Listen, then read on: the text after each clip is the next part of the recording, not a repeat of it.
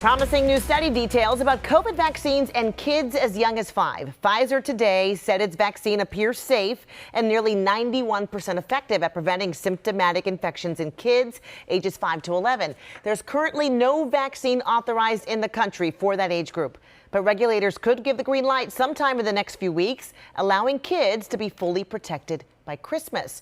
Now, there are developments on several fronts that will impact families across Massachusetts and around the country. So to help with that, Dr. Ali Raja is the Executive Vice Chair of Emergency Medicine at Mass General. Dr. Raja, it's great to see you. So let's start with the Pfizer research. What else are we seeing in this study, and what should parents take away from it?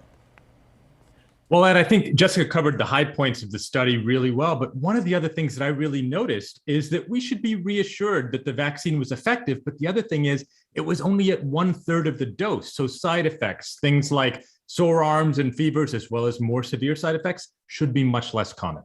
Okay, as we get closer to maybe this happening here, as a parent and as a physician, how are you feeling about the safety and effectiveness of these vaccines? Yeah, Jessica, I've got to say, I'm feeling pretty comfortable both as a parent and a physician. This Pfizer study looked at 2,200 kids aged 5 to 11 and found that the antibody response that was generated by this vaccine was just as strong as those in teenagers and young adults who got the full dose vaccine, which is really great to hear. So, Dr. Raja, let's switch gears and talk about the boosters. Millions of Americans will soon be rolling up their sleeves again and taking the booster shot in this expanded rollout. So who should be getting in line first? How should the line be constructed?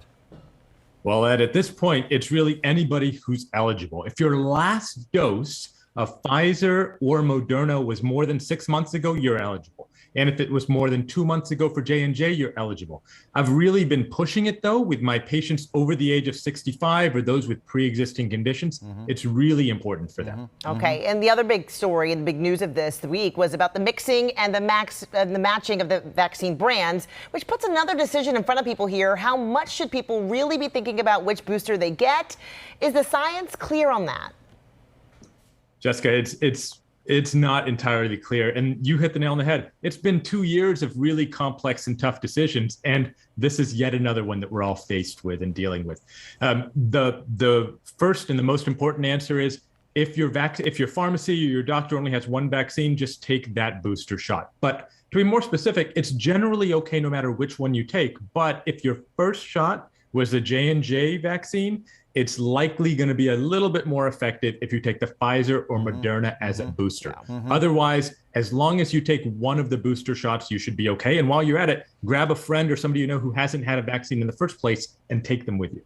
Dr. Raja, thank you so much for your thoughts and your opinions. Great to see you. Have a great weekend. Thank you. Thanks, Ed. Thanks, Take Jessica. care. Bye-bye.